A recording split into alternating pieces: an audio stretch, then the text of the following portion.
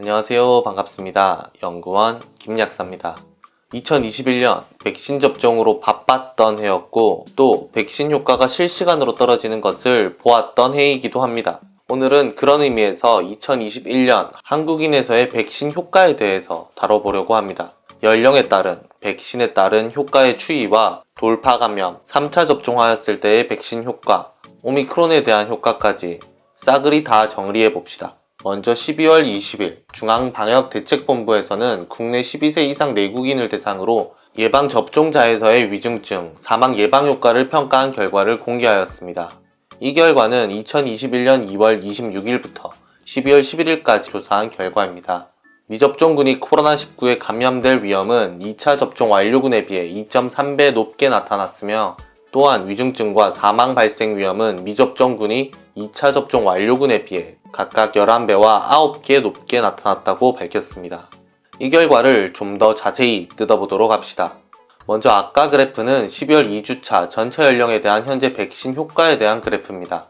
먼저 국내 2차 접종 완료군이 80% 이상 넘어간 시점에서 대상자의 수는 접종군에서 훨씬 많은 상황임을 감안하고 보시는 게 좋을 것 같습니다. 미접종군의 수가 585만 890명, 2차 완료군이 3696만 2417명으로 부스터샷 접종자 및 1차 접종자는 제외된 결과입니다. 여기서 나타내고 있는 발생률을 기준으로 백신의 예방 효과를 나타내고 있는데 연령 분포 등의 보정과 해당 주의 관찰군 10만 명을 기준으로 나누고 있어 일반적인 퍼센트 백분율은 아니기 때문에 퍼센트가 아닌 수치 그대로 해석해 주시면 될 것 같습니다. 미접종군에서 발생률이 22.91, 2차 접종군에서 발생률이 9.83으로 2.3배 감소함을 확인할 수 있었으며 위중증 발생률이 11배, 사망 발생률이 9배 감소하는 것을 확인할 수 있었습니다.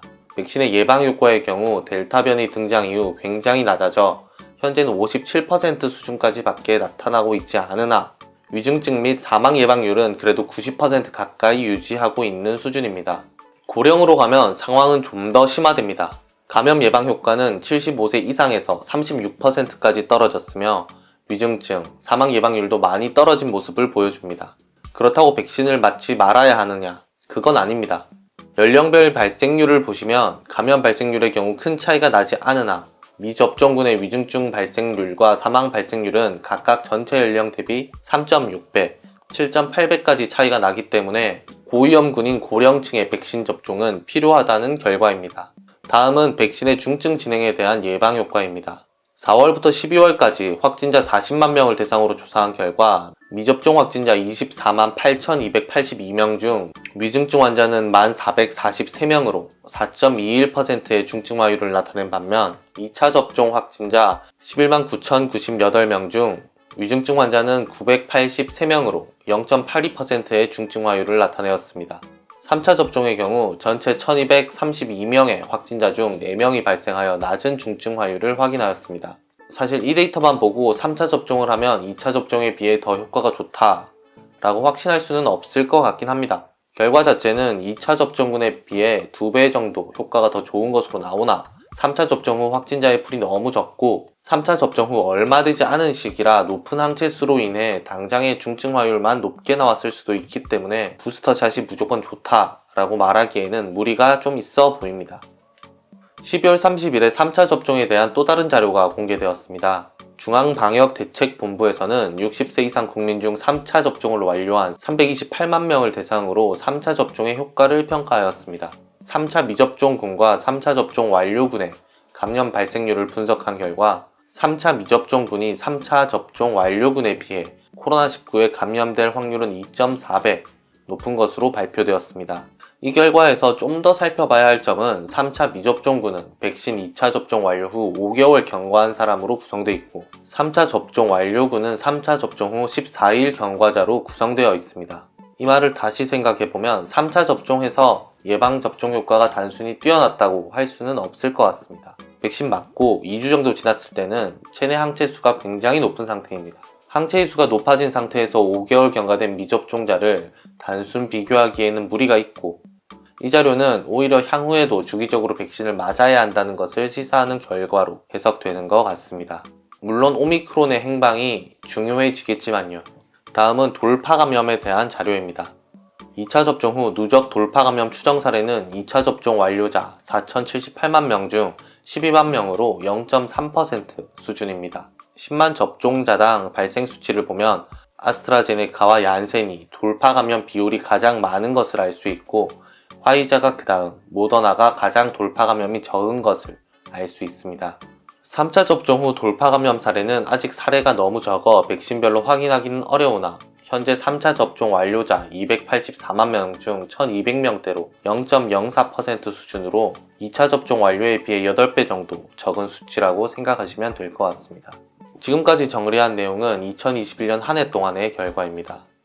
다들 잘 아시다시피 전 세계에는 오미크론 변이가 득세하고 있으며 국내에는 12월 30일자 기준으로 300명 이상 확인되었습니다. 아직 굉장히 적은 수이긴 하나 2022년도 이후 국내 우점정이 될 가능성이 굉장히 크며 코로나 백신의 판도도 많이 바뀔 것으로 보입니다. 미국 컬럼비아 의대 데이비드 호 교수 연구팀에서는 화이자, 모더나, 아스트라제네카, 얀센 4가지 백신에 대해 접종 후 생기는 항체가 오미크론을 어느 정도 중화하는지에 대한 연구 결과를 네이처에 게재했습니다. 실험 결과 백신 2차 접종까지 완료한 경우 오미크론 바이러스를 중화하는 항체의 효능은 매우 낮았습니다. 이 결과를 잠깐 같이 보시면 왼쪽에 D614G는 기존 변이, 오른쪽에 B11529는 오미크론입니다. Y축의 ID50는 중화항체를 탐지하는 형광신호를 50%까지 억제할 수 있는 희석 농도를 의미합니다.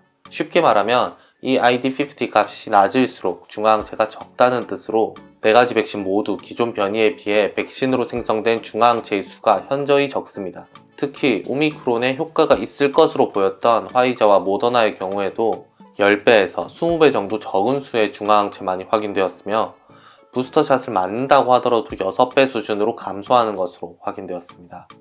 오미크론 바이러스는 스파이크 단백질의 광범위한 돌연변이로 인해 기존 백신의 공격을 회피할 가능성이 꾸준히 제기되어 왔으며 이 결과는 이후 백신은 코로나19가 어떻게 진화할지를 예측해 이에 맞는 백신과 치료제를 개발해야 할 것임을 시사하는 결과로 보입니다.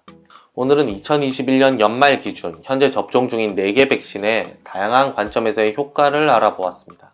2021년 백신 접종이 어떻게 진행될지는 잘 모르겠습니다만 가장 큰 변수는 아마 오미크론이 되지 않을까 싶습니다.